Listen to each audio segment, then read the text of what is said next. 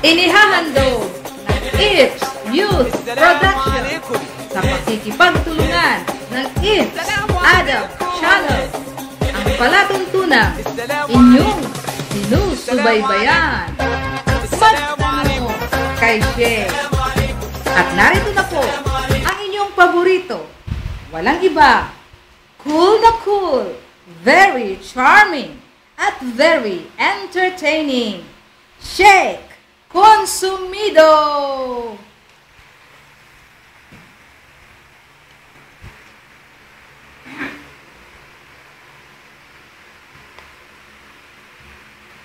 Assalamualaikum warahmatullahi ta'ala wabarakatuh.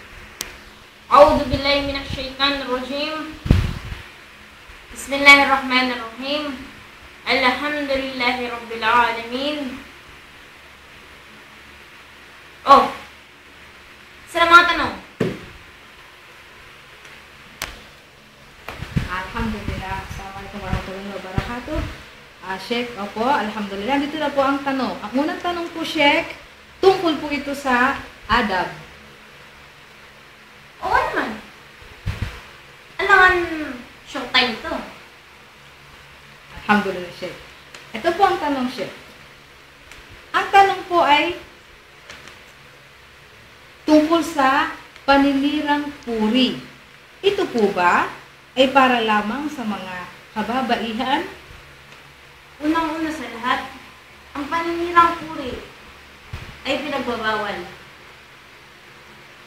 Pumapasok ito sa rumors, slander, backbiting, bulong-bulungan, at iba pa. Isa itong major sin na kung saan kalapit ito ang fitna. Astaghfirullah. At nasabi sa hadith na kung kayo ay tatlo, huwag kang makikipag-usap sa gitna o pagitan ng dalawa na kung saan ang isa ay mawawagwalang pansin dahil ito ay makakakos, magiging dahilan ng kanyang pagkapighati.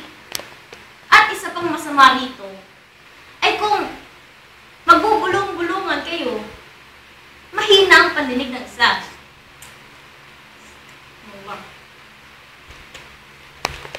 Alhamdulillah. Jazakallah khair po, Sheikh. At ito po ang ating susunod na katanungan.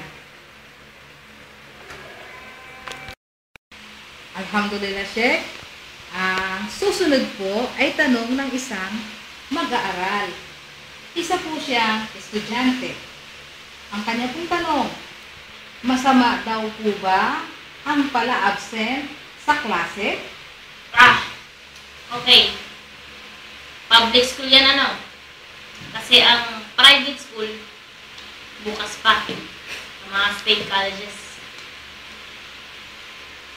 Ang pag-absent ay may hadith tayo dyan. Sinabi ng Allah subhanahu wa ta'ala, una-una katungkulan yan. Pangalaw, sinabi ng Allah subhanahu wa ta'ala na pagkakaloban ng Allah ng magandang hantungan yung mga taong sumusunod sa kautusan at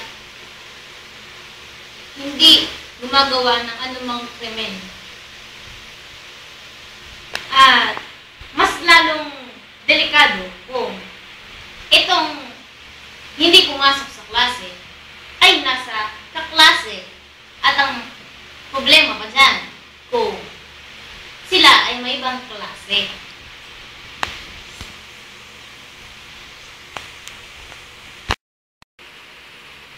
Okay, meron po tayo ngayong following question. Ang susunod po natin magtatanong ay nasa kabilang linya po. Hello, assalamualaikum. Hello? Pizza delivery? Pizza? Hindi po ito pizza delivery. Ito po ay palatuntunan ni Sheikh Consumido. Meron po ba kayong katanungan, sister? Pwede po namin i-deliver ang kasagutan. Meron na rin po. Okay po, go ahead. Alhamdulillah. She consumido? Yes po. She consumido.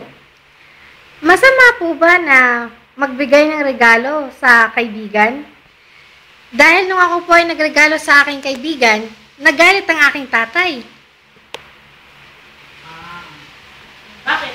Para saan ba yung binigay na regalo? Hello sister. Yes Para po. saan daw po yung binigay ninyong gift sa inyong friend? Birthday po kasi niya, kaya po niregaluhan ko siya. Okay. So, siya pala po ay nagbigay ng regalo sa kanyang kaibigan dahil birthday po nito.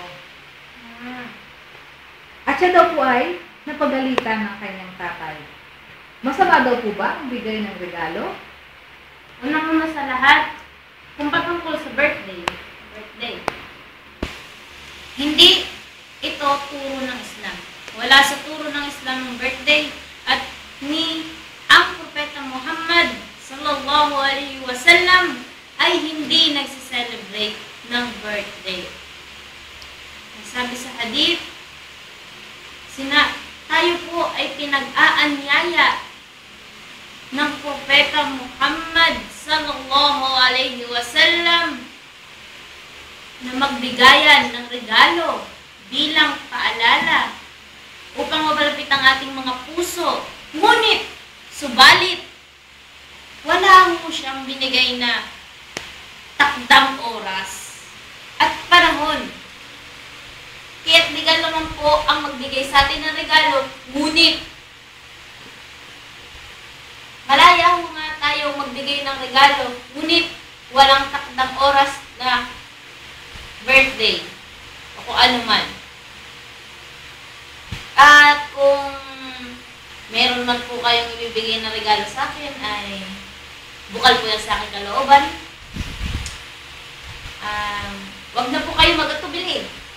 Naghihintay po ako.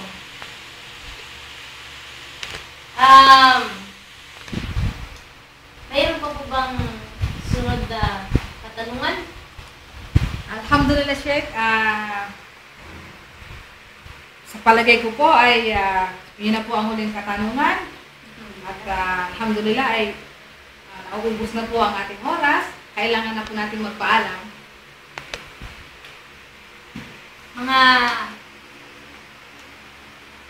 Mga tagapakinig, viewers, paras na rin yun, stalkers, ano man, tagahanga, at denominators, ano pa man, ay ako ay magpamaalam na, subhanakallahumma wa bihamdik, asyhadu an la ilaha illa wa nastaghfiruka wa atubu ilayk. At nga pala, mayroon akong cellphone number. Bibigay ko sana sa inyo. Ngunit, sa ating ang mundo ay hindi pa talaga, ang aking cellphone po ay nanakaw.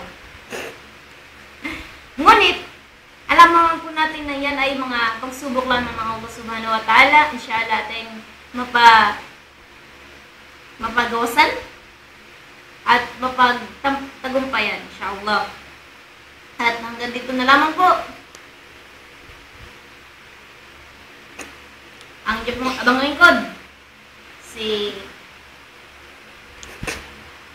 Sheikh Consumido, na konsumido man po ko ngayon. Alam ko kung hindi nyo napapansin. Hindi nyo po yung napapansin. Sige po. Ilulik ko. Masalama. Masalama. Isa pa. Ilulik ko. Masalama. Repeat after me. Ilulik ko. Masalama. Assalamualaikum warahmatullahi wabarakatuh. Assalamualaikum waalaikumsalam. Assalamualaikum is the best salam. Assalamualaikum is the best salam. Assalamualaikum, peace be unto you. Waalaikumsalam, peace be to you too. It's It's the best salam. Spread it everywhere. Allah gives you peace. Go